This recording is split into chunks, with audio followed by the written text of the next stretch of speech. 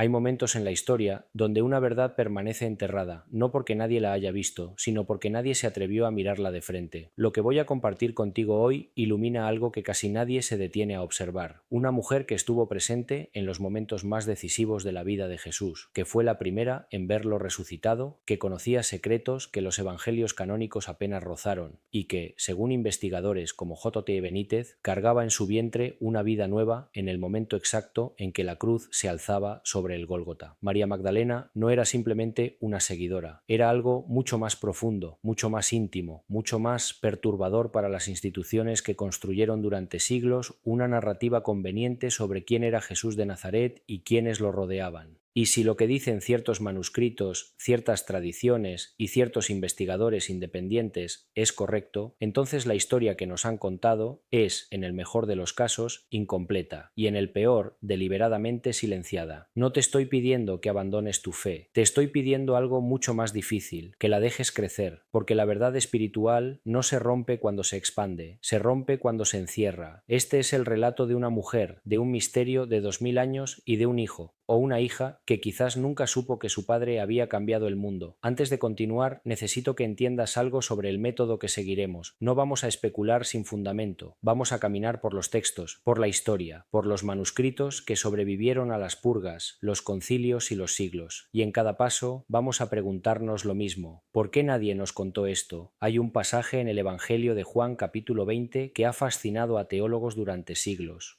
Cuando María Magdalena llega al sepulcro en la madrugada del primer día de la semana, el texto dice algo inusual. No dice que fue con miedo, no dice que fue acompañada por curiosidad, dice que fue de madrugada cuando aún estaba oscuro. En el mundo antiguo, el movimiento antes del amanecer era señal de urgencia extrema, de amor desesperado o de ambas cosas. ¿Qué clase de vínculo impulsa a una mujer a caminar sola, antes del alba, hacia el lugar donde acaban de matar al hombre que amaba? Y aquí está el primer detalle que casi nadie nota. Cuando Jesús resucitado se aparece a María, lo primero que ella hace al reconocerlo no es arrodillarse en adoración. El texto dice que intenta asirlo. Hay una intimidad en ese gesto que los siglos han intentado explicar como devoción religiosa. Pero hay algo más antiguo, más humano, más honesto en ese impulso instintivo de querer tocar a alguien que creías muerto. Para entender lo que J.T. Benítez propone en sus investigaciones, y en particular en algunas de las referencias dentro del universo de los caballos de Troya, necesitamos retroceder no solo a los evangelios, sino a lo que existía antes de que los evangelios tomaran su forma definitiva. Los primeros siglos del cristianismo fueron un período de una diversidad teológica extraordinaria, casi imposible de imaginar desde nuestra perspectiva moderna. Había comunidades que veneraban textos que hoy llamamos apócrifos, con la misma devoción que otros veneraban lo que sería el Nuevo Testamento. Y entre esos textos, el Evangelio de Felipe, el Evangelio de María y el Evangelio de la Verdad pintan un retrato de María Magdalena radicalmente distinto al de la tradición institucional. El Evangelio de Felipe, encontrado en Nag Hammadi en 1945, junto con una colección de manuscritos gnósticos que sacudieron el mundo académico, contiene una frase que ha sido objeto de debate durante décadas.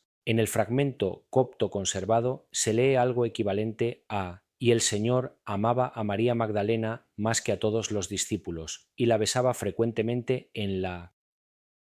La palabra que sigue está destruida, ilegible.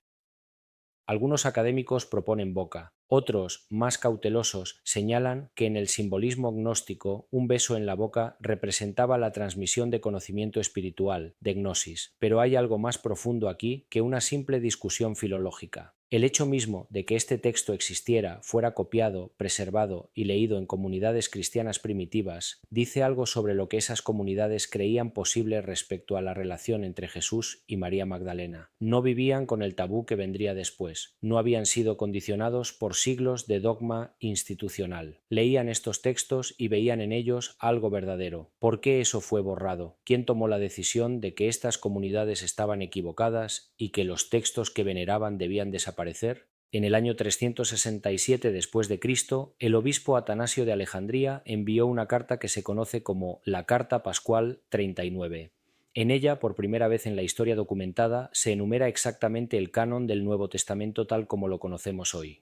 27 libros, no uno más, no uno menos, y Atanasio instruyó explícitamente que todos los demás textos que circulaban entre las comunidades fueran destruidos. Esa carta fue una sentencia de muerte para una biblioteca entera de perspectivas espirituales, y es muy posible que alguien en Egipto, quizás un monje de un monasterio cercano a Nag Hammadi, tomara los textos que amaba y los enterrara en una jarra de cerámica en el desierto para salvarlos, esperando, quizás, que algún día alguien los encontrara. 1600 años después, en 1945, un campesino egipcio que buscaba abono para sus campos los encontró. La historia tiene una forma particular de resistirse al olvido. Y aquí es donde la narrativa de J. Benítez se vuelve especialmente significativa, porque el escritor navarro no llega a María Magdalena desde la especulación vacía, llega desde años de investigación periodística rigurosa, desde el análisis comparativo de fuentes, desde conversaciones con teólogos, arqueólogos e historiadores. Su propuesta no es sensacionalista, es, en muchos sentidos, inquietantemente plausible, pero espera un momento más, porque lo más importante está a punto de revelarse y necesita el contexto adecuado para que su peso total pueda sentirse. Hagamos una pausa en la cronología y hablemos de quién era realmente María Magdalena antes de que la historia la redujera a una categoría conveniente. Durante casi 1400 años, desde un sermón del Papa Gregorio I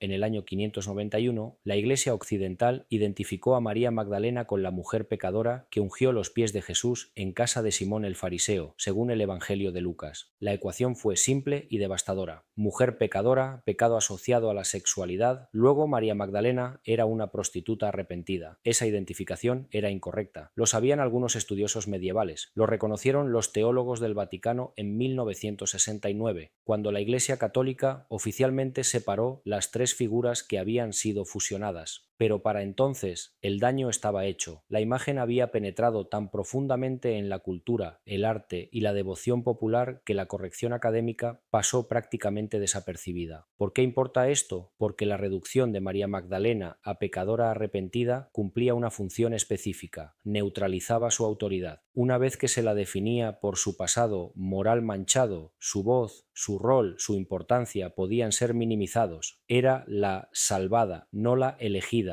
Era la receptora de gracia, no la portadora de conocimiento, pero los textos más antiguos cuentan una historia completamente diferente. En el Evangelio de María, un manuscrito del siglo II que también sobrevivió en fragmentos, encontramos algo extraordinario. María Magdalena consuela a los discípulos después de la resurrección y les transmite enseñanzas privadas que Jesús le había compartido a ella sola. Pedro, el que se convertiría en la piedra fundacional de la Iglesia institucional, reacciona con ira. Le pregunta a los otros discípulos: ¿habló él realmente con una mujer sin que nosotros lo supiéramos en secreto? ¿Debemos volvernos y escucharla todos? ¿Acaso él la prefirió a nosotros? Y Leví, otro discípulo, le responde: Pedro, siempre has sido impulsivo. Ahora te veo ejercitándote contra la mujer como los adversarios. Pero si el Salvador la hizo digna, ¿quién eres tú para rechazarla? Ciertamente el Salvador la conoce muy bien, por eso la amó más que a nosotros. Este texto no fue escrito por fanáticos marginales. Fue preservado, copiado y circulado en comunidades que se consideraban a sí mismas profundamente cristianas. La tensión entre Pedro y María Magdalena que describe no es una invención de novelas modernas, es una tensión documentada en textos que datan de los primeros siglos del movimiento cristiano, y esa tensión tiene implicaciones que van mucho más allá de la política eclesiástica primitiva.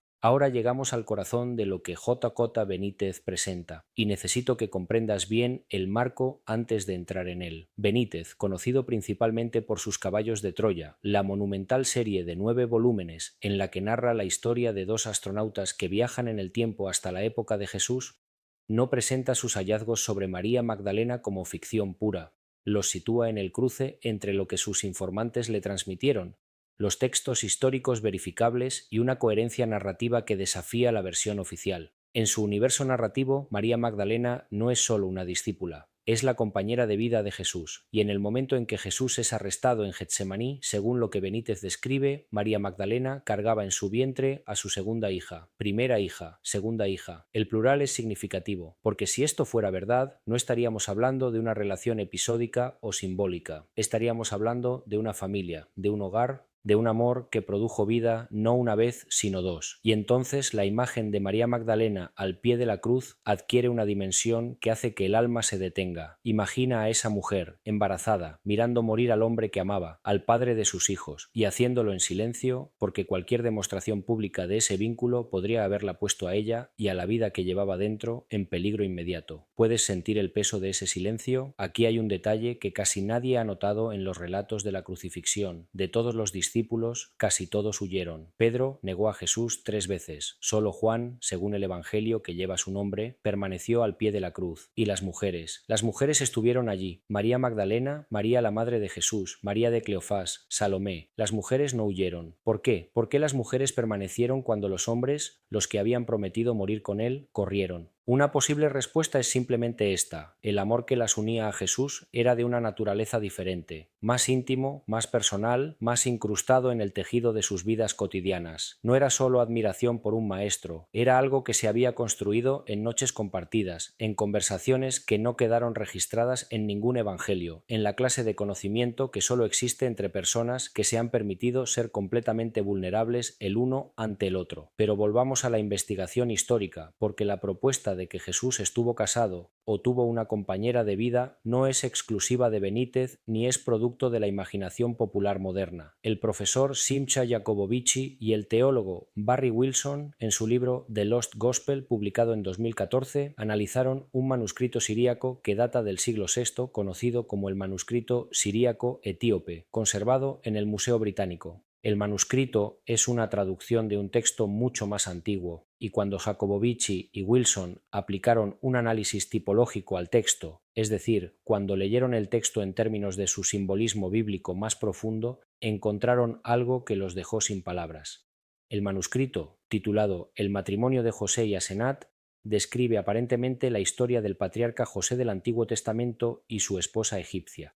Pero cuando el código tipológico se descifra, cuando José se lee como una figura de Jesús y Asenat como una figura de María Magdalena, el texto describe no solo un matrimonio, sino también 2 hijos, y describe, en un lenguaje velado pero rastreable, amenazas contra la vida de la esposa y los hijos de la figura central. Jacobovici y Wilson son académicos serios, sus credenciales son verificables, y aunque su interpretación es debatida, como debe ser en cualquier campo académico honesto, el simple hecho de que un manuscrito de esta antigüedad pudiera ser leído en estos términos dice algo sobre las capas de significado que los primeros cristianos eran capaces de construir cuando necesitaban preservar verdades que no podían transmitir abiertamente, porque ese era el mundo en el que vivían, un mundo donde decir ciertas cosas de cierta manera podía costarte la vida. Y aquí es donde la pregunta se vuelve más oscura y más urgente. Si Jesús tuvo una familia, si María Magdalena tuvo hijos suyos, ¿dónde están los descendientes? ¿Qué pasó con ellos? Pero la verdad va aún más lejos. La tradición del sur de Francia, particularmente la región de la Provenza, guarda durante siglos una historia que las instituciones eclesiásticas nunca pudieron silenciar completamente porque estaba demasiado arraigada en la memoria popular de la gente común. Según esa tradición, después de la muerte de Jesús, María Magdalena embarcó desde las costas de Palestina y llegó a lo que hoy es el sur de Francia, a un lugar llamado Saintes-Maries de la Mer. No llegó sola, llegó con un grupo que incluía a María, la madre de Santiago, a María de Cleofás y a una figura misteriosa conocida como Sara la Negra. Sara la Negra. En la tradición popular del sur de Francia, Sara es venerada como la sirvienta oscura que acompañó a las Marías. Pero hay tradiciones alternativas, tradiciones que circulaban entre las comunidades gitanas de la región, que son las guardianas de la devoción a Sara, que dicen que Sara no era una sirvienta, era la hija de María Magdalena, la hija de María Magdalena, nacida, según algunas versiones de la tradición, en tierra francesa, lo cual significaría que había nacido después de la muerte de Jesús, lo cual significaría que María Magdalena llegó a Francia embarazada. ¿Lo entiendes? Esta tradición popular, que precede a la novela, que precede al cine, que ha sido transmitida durante siglos de generación en generación en las comunidades de la Camargue francesa, preserva exactamente el mismo núcleo que la investigación de Benítez propone, que María Magdalena estaba embarazada cuando Jesús murió, y no estaba embarazada de su primer hijo. Ya había un hijo o una hija anterior. Sara sería la segunda. Cada año, en mayo, miles de peregrinos, muchos de ellos gitanos de toda Europa, llegan a Saintes-Maries de la Mer para la procesión de Sara la la negra, llevan su estatua al mar, cantan, lloran, y pocos de ellos saben que están participando en uno de los rituales de memoria más antiguos del mundo cristiano, un ritual que preserva el recuerdo de algo que la historia oficial intentó borrar. Aquí necesito que nos detengamos un momento, porque llegamos a un punto donde la investigación histórica se entrelaza con algo más personal, más espiritual, más difícil de nombrar. ¿Por qué importa esto? ¿Por qué importaría que Jesús tuviera una familia, que María Magdalena estuviera embarazada al pie de la cruz? Algunos dirían que no cambia nada, que lo que importa es el mensaje, la resurrección, la salvación, y hay una verdad en eso, pero hay también una manera en que sí cambia todo, no teológicamente, sino humanamente, porque si Jesús tuvo una esposa y tuvo hijos, entonces su experiencia de la encarnación fue completa en un sentido que a veces tendemos a olvidar. No fue solo que experimentó el hambre y la sed y el cansancio, experimentó también el amor de pareja, la responsabilidad de ser padre, la angustia de saber que los que amaba quedarían solos, vulnerables, en peligro después de que él muriera, y eso hace de la oración en Getsemaní algo diferente, algo más pesado. Padre, si es posible, que pase de mí esta copa. ¿Y si en ese momento Jesús no solo pensaba en el dolor físico que se acercaba? ¿Y si también pensaba en la mujer embarazada que lo esperaba en algún lugar de Jerusalén, en la hija que no conocería a su padre, en el futuro de una familia que quedaría destrozada por su muerte? Esa clase de amor, el amor de alguien que elige seguir adelante a pesar de todo lo que perderá, es un amor que habla directamente al corazón humano de una manera que ninguna abstracción teológica puede. Y hay algo más en este punto que casi nadie menciona. En el sistema de valores judío del primer siglo, un hombre sin esposa, sin familia, era una figura socialmente marginal. Los rabinos de la época se casaban. La ley religiosa y la expectativa cultural hacían del matrimonio no solo algo deseable, sino casi obligatorio para cualquier hombre que aspirara a enseñar y ser tomado en serio como maestro espiritual. El celibato, como ideal religioso, era una influencia más griega que judía, una influencia que entró en el pensamiento cristiano principalmente a través de las cartas de Pablo y se solidificó mucho después. Entonces la pregunta honesta no es ¿por qué habría Jesús tenido una esposa? La pregunta honesta es ¿por qué habría sido extraordinario que la tuviera? Y es en este punto donde todo empieza a tener sentido de una manera diferente. Regresemos a María Magdalena y a su rol en los evangelios canónicos, porque incluso en los textos que sí llegaron hasta nosotros hay detalles que la narrativa institucional nunca supo qué hacer con ellos. Lucas 8:1-3 menciona a María Magdalena como una de las mujeres que acompañaban a Jesús y a los 12 en sus viajes y dice que estas mujeres los proveían de sus bienes. Es una frase extraña si María Magdalena era simplemente una seguidora. ¿Qué significa proveer de sus bienes? ¿Quién financia el movimiento? ¿Quién administra los recursos logísticos de un grupo itinerante de predicadores? El texto sugiere que María Magdalena era una mujer de recursos propios, independiente económicamente, con capacidad organizativa. No era una refugiada moral que encontró cobijo en el movimiento de Jesús, era parte de su infraestructura. Y luego está Juan 20, ya mencionado. Cuando Jesús resucitado se aparece a María Magdalena en el jardín del sepulcro, la llama por su nombre, solo su nombre, María, y ella lo reconoce inmediatamente, y le dice, Raboní, que en arameo significa mi maestro, pero en un registro de extrema intimidad, casi equivalente a mi Señor, en el sentido más personal de la palabra. Luego Jesús le da una instrucción: ve a mis hermanos y diles que subo a mi Padre y vuestro Padre, a mi Dios y vuestro Dios. María Magdalena va. Los discípulos no creen lo que ella les cuenta. El Evangelio de Juan presenta esta escena con una fluidez narrativa que solo tiene sentido si la relación entre Jesús y María Magdalena tiene la profundidad que los textos apócrifos sugieren. Jesús no le aparece primero a Pedro, no le aparece primero a Juan, el discípulo amado, le aparece primero a María Magdalena y la convierte en la primera mensajera de la resurrección, en la apóstola apostolorum, como la llamaría siglos después la tradición cristiana oriental, el apóstol de los apóstoles. ¿A quién confías el mensaje más importante de tu vida? ¿A un conocido? ¿A un seguidor? ¿A alguien que simplemente admirabas? No, se lo confías a alguien que conoce tu corazón. Ahora bien, alguien podría preguntar, ¿dónde está la evidencia directa? ¿Hay algún texto, algún manuscrito, alguna inscripción arqueológica que diga con claridad María Magdalena estuvo embarazada embarazada de Jesús? La respuesta honesta es no de manera explícita, y eso es precisamente lo que hace que este territorio sea tan fascinante y tan complejo. Pero pensemos en lo que sí existe y en lo que su existencia implica. Existe el Evangelio de Felipe, con su descripción de un amor preferencial y de besos que transmiten conocimiento. Existe el Evangelio de María, con su descripción de Pedro, cuestionando por qué Jesús le revelaría enseñanzas especiales a una mujer y no a los 12. Existe la tradición provenzal de Sara la Negra y el desembarco de las Marías en el sur de Francia. Existe el análisis tipológico del manuscrito siríaco que Jacobovich y Wilson presentan con rigor académico. Existe la referencia de Lucas a María Magdalena proveyendo de sus bienes al grupo. Existe la aparición post-resurrección a ella antes que a cualquier discípulo. Ninguno de estos elementos, tomado aisladamente, constituye prueba, pero cuando los colocas uno al lado del otro, cuando ves cómo se complementan, cómo llenan los silencios que los demás dejan, cómo coinciden en ciertos detalles fundamentales a pesar de venir de fuentes completamente distintas en tiempo, lugar e idioma, entonces empieza a surgir algo que no es prueba en el sentido forense de la palabra, pero que es algo igualmente importante, una coherencia narrativa profunda. Y hay algo más que necesitamos considerar, la supresión activa. Si no hubiera nada que suprimir, ¿por qué la violencia del esfuerzo institucional por borrar estos textos, estas tradiciones, estas voces? No se destruyen cosas que no importan, se destruyen cosas que amenazan.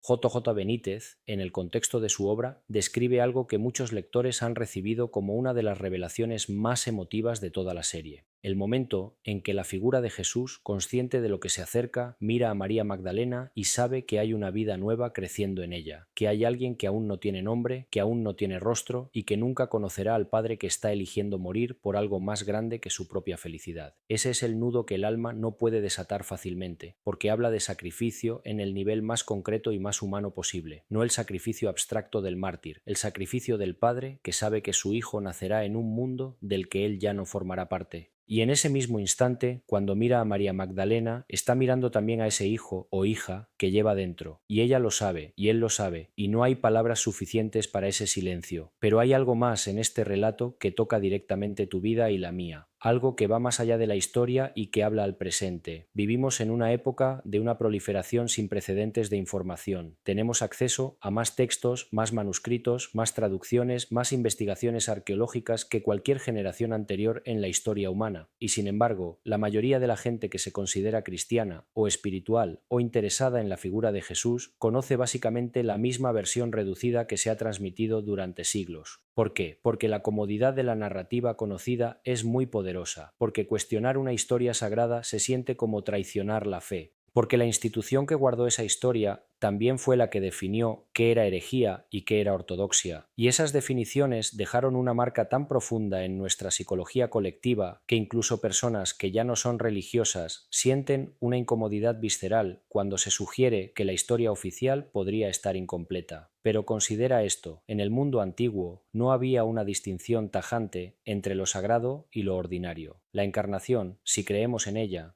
no era una performance, era real, y la realidad incluye el cuerpo, incluye el amor, incluye la familia, incluye la continuidad de la vida. El gnóstico Valentino escribió en el siglo II que la verdad no vino al mundo desnuda, sino que vino en tipos e imágenes. El mundo no la recibirá de ninguna otra manera. La verdad siempre llega vestida de historia, de símbolo, de cuerpo, y María Magdalena en esta narración es el cuerpo donde la historia más profunda se aloja, y es en este punto donde debemos hablar de lo que pasó después. Si María Magdalena llegó al sur de Francia, como la tradición sugiere, y si llegó embarazada, entonces dio a luz en tierra extranjera, en exilio, sin el hombre que amaba, rodeada quizás de un pequeño grupo de fieles que también habían huido de la persecución. Imagina esa escena, una mujer que ha perdido todo lo que conocía, que ha cruzado el mar en una embarcación primitiva, que ha llegado a un mundo desconocido cuyo idioma no habla, cuya tierra no reconoce, y en ese mundo extraño da a luz, y el niño que nace es todo lo que le queda de alguien que ya no está, es memoria hecha carne, es promesa hecha presente. Esa imagen tiene un eco que cualquier alma humana puede reconocer, porque habla de la capacidad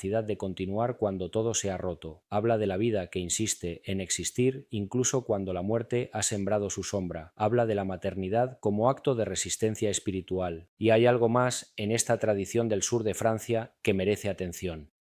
Durante siglos, en la región de la Provenza, Hubo comunidades que guardaban reliquias de María Magdalena y que las veneraban con una devoción que la Iglesia central nunca logró controlar completamente. En la abadía de Saint-Maximin-la-Sainte-Baume, cerca de Marsella, se conserva hasta hoy lo que la tradición identifica como parte de los restos mortales de María Magdalena, la cueva de la Sainte-Baume, donde según la leyenda ella vivió sus últimos años en contemplación, es uno de los lugares de peregrinación cristiana más antiguos de Europa occidental. ¿Cómo llegó esa tradición allí? ¿Cómo se arraigó tan profundamente en la memoria de pueblos que no tenían ninguna razón política o institucional para inventarla? Las tradiciones populares no siempre preservan la verdad en sus detalles superficiales, pero casi siempre preservan algo verdadero en su núcleo. Y el núcleo de la tradición provenzal dice que María Magdalena fue real, que su presencia dejó una marca indeleble en esa tierra y que lo que llegó con ella era algo más que el recuerdo de un maestro. Ahora quiero hablarte de algo que probablemente nadie te ha explicado de esta manera. En la Biblia hebrea hay un libro que fue incluido en el canon a pesar de que muchos rabinos en la antigüedad debatieron si debería estarlo. Ese libro es el Cantar de los Cantares, y la razón por la que algunos rabinos querían excluirlo es la misma razón por la que otros insistían en preservarlo. Es un poema de amor erótico, explícito, apasionado, corporal. El gran rabino Akiva dijo en el siglo I que el mundo entero no vale el día en que el Cantar de los Cantares fue dado a Israel, porque todos los escritos son sagrados, pero el Cantar de los Cantares es el Sancta Sanctorum, sagrado precisamente en su carnalidad, sagrado precisamente en su capacidad de hablar del amor humano como reflejo del amor divino. ¿Y qué describe el Cantar de los Cantares? Una voz femenina que busca a su amado.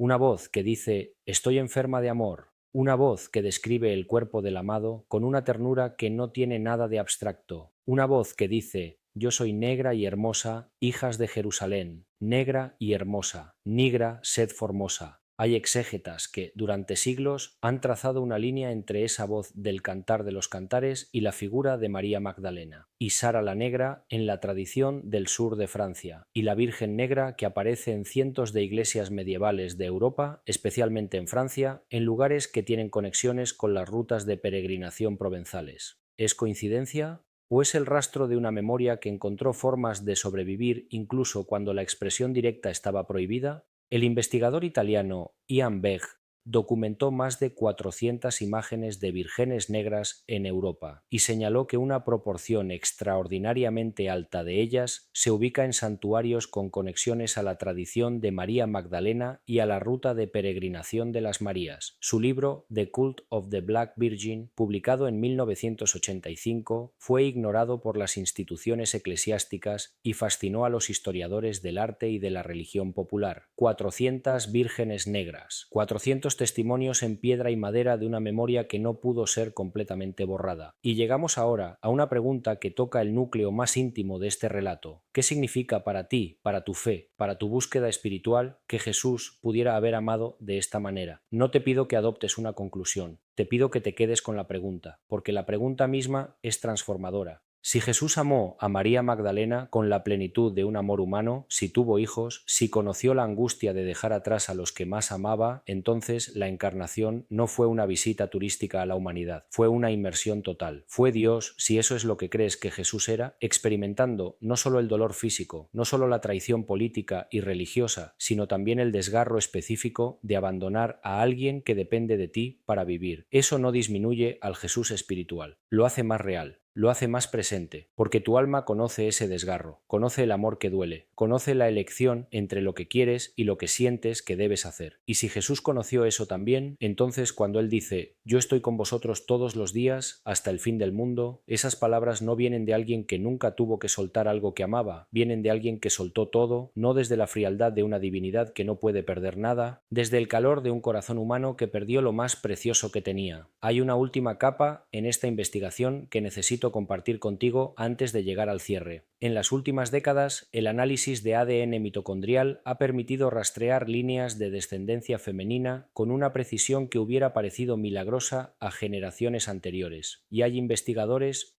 algunos académicos, otros más independientes, que han intentado trazar líneas genealógicas hasta las comunidades del sur de Francia que, según la tradición, descienden de María Magdalena. El problema es que esas investigaciones son extraordinariamente difíciles de llevar a cabo con rigor científico, porque dependen de tradiciones orales para establecer los puntos de partida, y las tradiciones orales son precisamente lo que los siglos han erosionado. Pero el intento mismo dice algo. Hay personas hoy, en el siglo XXI, que creen ser descendientes de María Magdalena y de Jesús, y no son fanáticos marginales. Son familias con genealogías documentadas que se remontan hasta los primeros siglos del primer milenio en el sur de Francia. ¿Podría ser verdad? No lo sabemos con certeza, pero tampoco podemos desestimarlo con certeza, y la honestidad intelectual requiere que seamos capaces de sostener esa incertidumbre sin colapsar hacia ninguno de los extremos cómodos. Ni el es todo verdad, ni el es todo inventado. Quiero hablarte ahora de algo que sucede en el alma cuando te permites contemplar esta posibilidad. Hay un proceso espiritual que los místicos de todas las tradiciones han descrito de maneras distintas pero convergentes, el momento en que la imagen de Dios que llevas dentro se expande más allá de lo que la institución te enseñó y te encuentra de cara con algo más vasto, más misterioso, más capaz de contener la complejidad de tu propia vida. Para muchas personas, la figura de Jesús ha sido una figura de distancia, de perfección inalcanzable, de una pureza tan cristalina que se vuelve imposible de tocar, y esa distancia, aunque se presente como reverencia, a veces es en realidad una forma de no encontrarse realmente con lo que el Evangelio propone. Pero si Jesús amó, si tuvo hijos, si vivió la cotidianidad de una familia, si conoció el miedo de dejar atrás a los que dependían de él, entonces de repente hay un punto de contacto que la teología abstracta nunca puede crear. Hay un lugar donde tu vida y su vida se tocan, donde tu amor y su amor reconocen algo en común. Y eso no es herejía, eso es encarnación. Eso es lo que la encarnación significa, que Dios eligió venir aquí, a este mundo específico, con sus relaciones específicas, con sus dolores específicos, con sus responsabilidades específicas, no desde lejos, desde adentro. María Magdalena, en esta lectura, no es un detalle secundario, es el signo más poderoso de esa encarnación,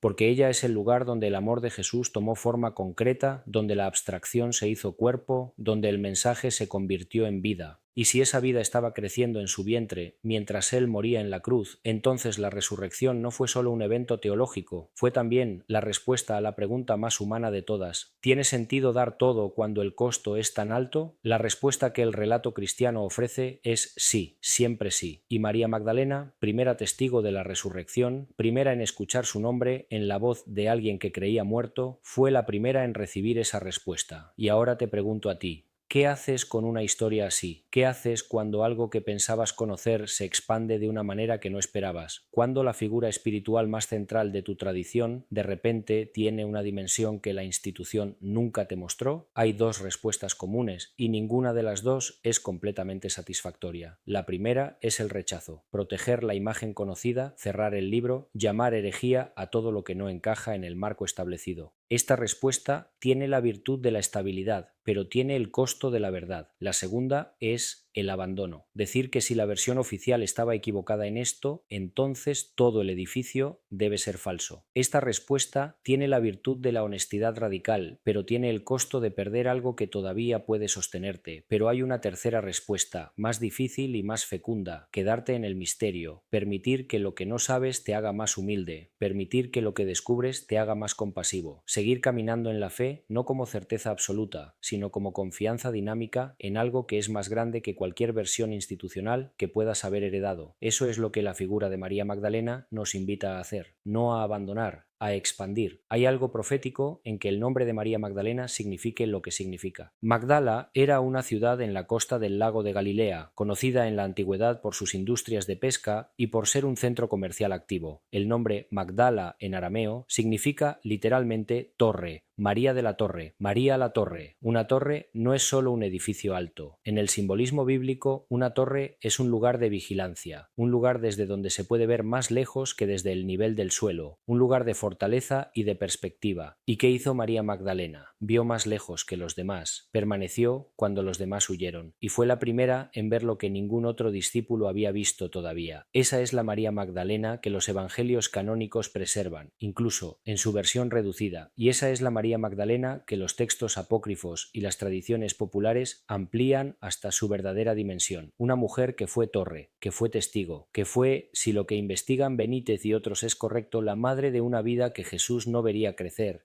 Y hay algo que esa vida, ese hijo o hija que llegó al mundo después de la cruz, representa de una manera que ninguna teología ha logrado articular completamente: la continuidad del amor más allá de la muerte, la prueba de que lo que fue creado en amor no desaparece cuando el amado ya no está, la demostración de que la vida siempre encuentra una manera de decir sí. Llegamos al final de este recorrido, pero quiero que notes que en realidad no hemos llegado a ningún final. Lo que hemos hecho es abrir una puerta, y lo que está al otro lado de esa puerta no es una respuesta definitiva, sino un territorio más amplio donde las preguntas son más ricas y más vivas que cualquier conclusión cerrada. María Magdalena estaba embarazada de su segunda hija cuando Jesús murió. Esa es la propuesta. No podemos probarlo con certeza forense, pero podemos rastrearla a través de los textos, de las tradiciones, de los manuscritos y de la coherencia narrativa que emerge cuando dejas de leer la historia de Jesús solo desde la perspectiva de los que ganaron la batalla de la narrativa institucional y empiezas a escuchar también las voces que fueron silenciadas. Y cuando escuchas esas voces, lo que encuentras no es una historia menos sagrada, es una historia más completa, más humana, más capaz de sostenerte en los momentos donde la vida también te pide que elijas entre lo que amas y lo que crees que debes hacer, porque ese es el momento donde todos vivimos, en algún punto de nuestro camino, el momento donde la cruz de nuestra propia existencia se alza y tenemos que decidir si seguimos adelante o si corremos. Y en ese momento, la figura de María Magdalena,